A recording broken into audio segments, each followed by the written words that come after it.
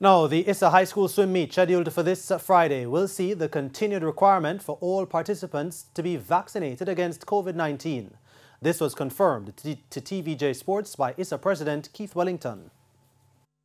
Following a recent concern raised by Y-Speedo's head coach Gillian Millwood ahead of the Issa High School swim meet, Issa President Keith Wellington has confirmed that a vaccine mandate will be in effect for the event.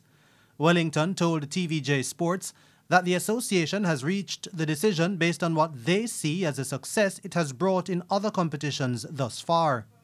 We have taken a decision that to ensure that we continue to protect our students and those who are involved in officiating and so on, that everyone involved in our competitions for the rest of the school year must be vaccinated. I think it has worked really well for us, and therefore we don't see a need to change right now.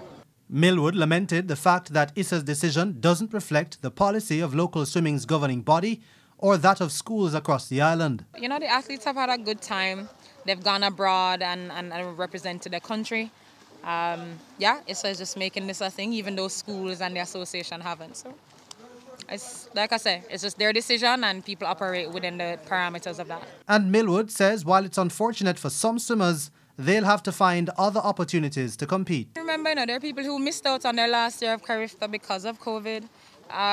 You can get ill and have to miss out.